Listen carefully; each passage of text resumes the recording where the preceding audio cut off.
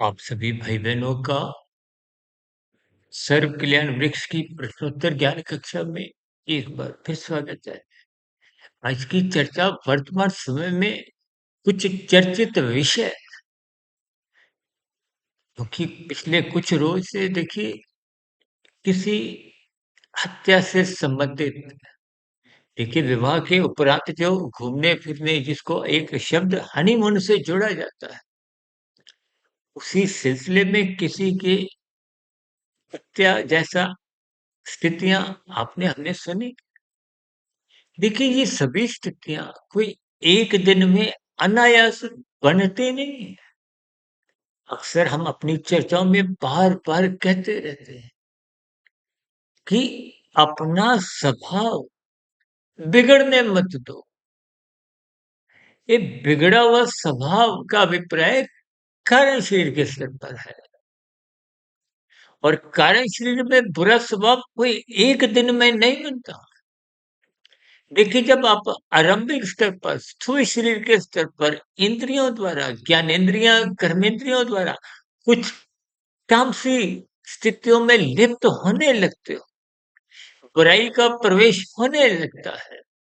चाहे वो देखिए कुछ अश्लील नावल को पढ़ने की स्थितियां हो, या कुछ ऐसी फिल्में देखने की स्थितियां हो, या कुछ ऐसे एक क्राइम से संबंधित, अपराध से संबंधित कुछ एक विशेष स्थितियां आप यूट्यूब पे और भी देखिए अलग अलग स्थितियों पर परिचित ही हैं, ऐसे कुछ विषय चलते रहते हैं। लेकिन जब जब आप तमोगुण में स्थित होने का एक विशेष स्थितियां बना लेते हो, तो तमोगुण में बुराई जगह जगह आपको इर्द गिर्द नजर आती है। क्योंकि ज्ञान का भाव तो देखिए रजोगुण में ही बना होता है, रजोगुण में ही धुंधला ज्ञान होता है। परमात्मा से सही सही प्रीति के भाव जगते ही नहीं। और राजसी मनुष्य को ही संसार से संसारी मनुष्य कहा जाता है।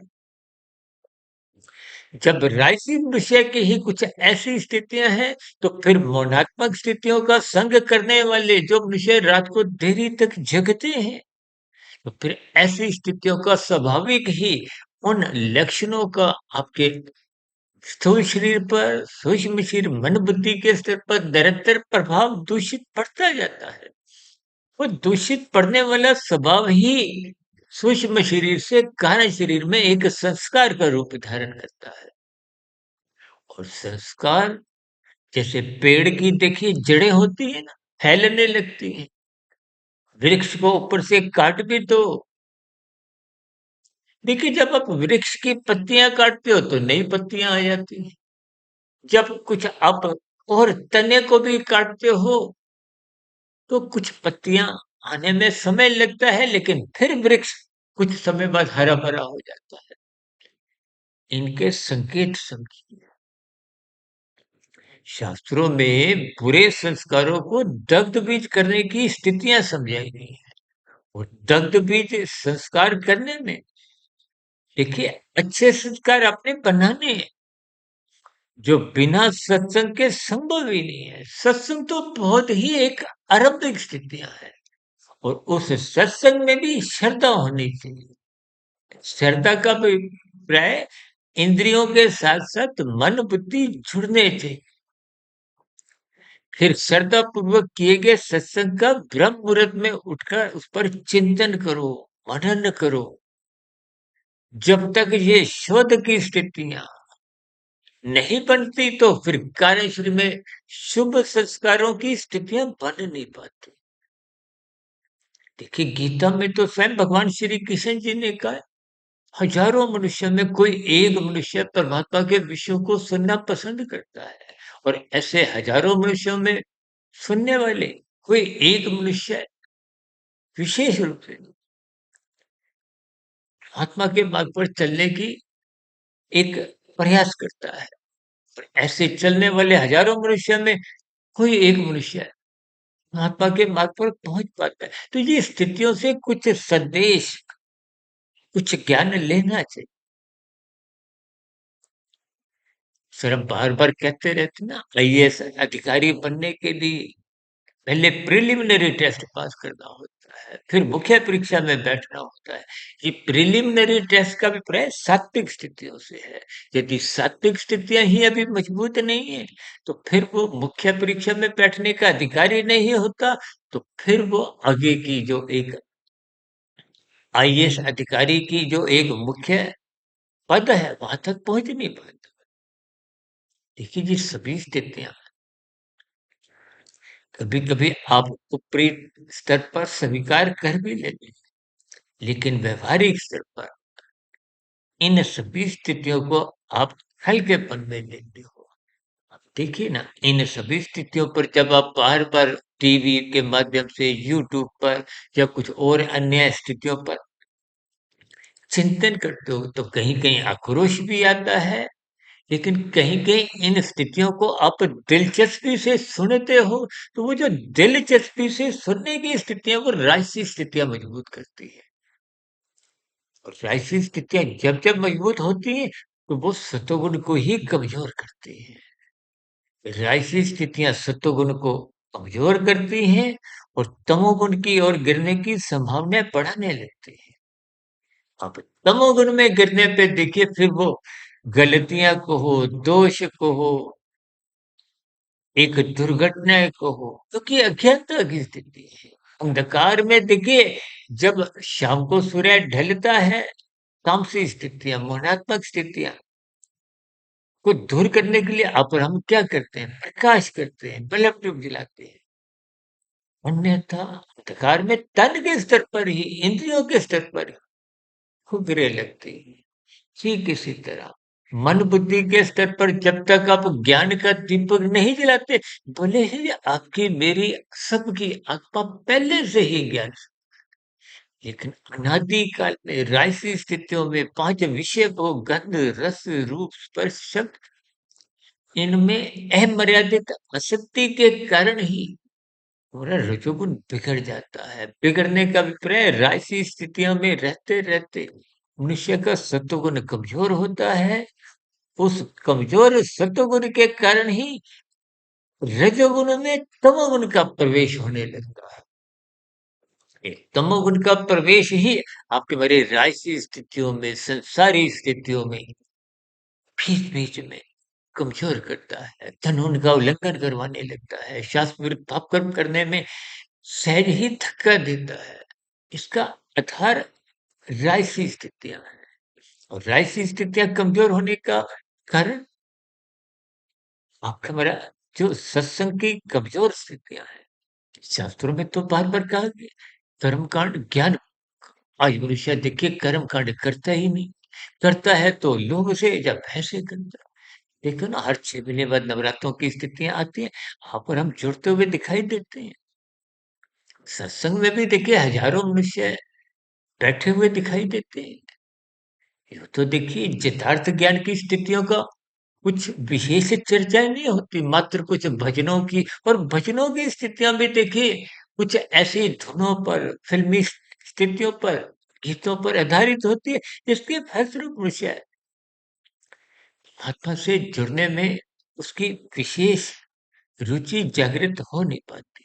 देखिए ये कुछ व्यवहारिक सच्चाई हैं जिनकी कमजोरी ही आपको में इन उल्टे सीधे तामसी स्थितियों में, निंदनीय स्थितियों में, जिसमें चाहे देखिए बलात्कार की स्थितियां हो, हत्या की स्थितियां हो, छेड़खानी की स्थितियां हो, ये छीना झपटी की, देखिए तामसी स्थितियों का कोई और छोर नहीं है।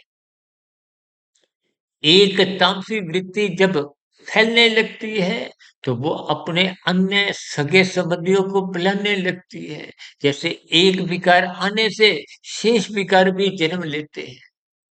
इसलिए इन सभी स्थितियों को आरंभ से विशेष स्तर पर बुराई को आने से रोकें, स्थूल शरीर के स्तर। देखिए आरंभ में कोई किशोर अवस्था में, युवा अवस्था में पहली बीड़ी सिगरेट पीता है, फिर मन बुद्धि में रस बुद्धि बनने पे उन्हें पीता है, तीसरी बार, चौथी बार, तो वो एक प्रवृत्ति बन जाती है। पहले सुई के स्तर पर थोड़ा भय होता है, कोई देख ना ले। कि जैसे-जैसे मन बुद्धि की स्वीकृति मिल जाती है, तो फिर इन स्थितियों से ऊपर उठ जाता है। और जब स्वभाव बन जाता है, उस बने हुए स्वभाव को वो छोड़ने का भी प्रयास करता है, जिसमें वो मरते दम तक सफल हो नहीं पाता। इसलिए हम बार-बार कहते हैं कि आरंभ से ही बुराई को स्थूल के स्तर पर ही आने मत दो। तो बुराई को आने से रोकने का एक ही उपाय है, सत्वगुण को विशेष स्तर पर सत्संग की स्थितियों को। इसलिए शास्त्र कहते हैं सत्वगुण की प्रशंसा करो, तमोगुण की निंदा करो। और ये निंदा तभी हो पाती है जब आप रजोगुण को एक विशेष महत्व नहीं देते। इसलिए शास्त्र कहते हैं रजोगुण की उपेक्षा करो। इन सभी स्थितियों को मैंने अलग-अलग स्थितियों में कुछ संभल-संभल कर शब्दों को, उदाहरणों को देते हुए स्थितियों पे प्रकाश डाला है, ताकि इन निंदनीय स्थितियों से देखिए ना अब एक हत्या के आरोप में कितने ही मनुष्य, कितने ही कड़ियाँ, कितने ही परिवार प्रभावित होंगे, कितने ही गलत संदेश समाज में जाएँगे। तो ये सभी स्थितियाँ कलयुग की है। कलयुग की तो देखिए दूध कीड़ा मद्यपान स्त्री संग पुरुष संग बात एक ही है। ये तो आजकल लिव इन रिलेशनशिप की हम बार बार जब भी देखिए कोई ऐसी स्थिति आती है हम निंदा करते हैं। लिव इन संस्कार एक शादी के विवाह के जो शुभ संस्कार धार्मिक है, भले ही आज देखिए उनमें कमजोरी आने लगी। तो नाच गाने की स्थितियाँ, मादक पदार्थों का सेवन बढ़ता जा रहा है, फेरों की स्थितियों में कुछ कमजोरी आने लगी। इसका अभिप्राय ये है कि सत्वगुण कमजोर होने लगा है। क्यों? क्योंकि रजोगुण बढ़ने लगा है। रजोगुण बढ़ने से तमोगुण में गिरने की स्थितियाँ मजबूत होने लगी है, जिसके फलस्वरूप ये अनचाही दुर्घटनाएँ, स्थितियाँ समाज में देखने को मिलती है।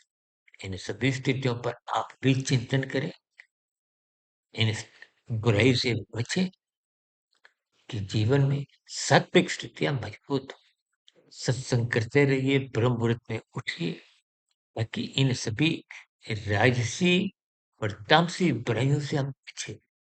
चर्चा विषय को यहीं विराम देते हैं। कल सुबह ब्रह्म मुहूर्त ज्ञान उपदेश कक्षा में फिर मुलाकात करेंगे।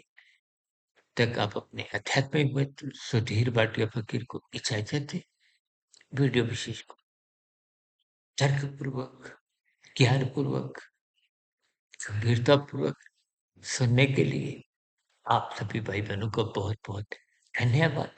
फिर भी आज की चर्चा से संबंधित कोई मन में आपके प्रश्न चल रहा हो, कोई बात आपको बुरी लगी हो, इन सभी स्थितियों का या आपके मन में कोई सुझाव हो, इन सभी प्रतिक्रियाओं का नीचे दी गई कमेंट्स बॉक्स पर सदा ही स्वागत है।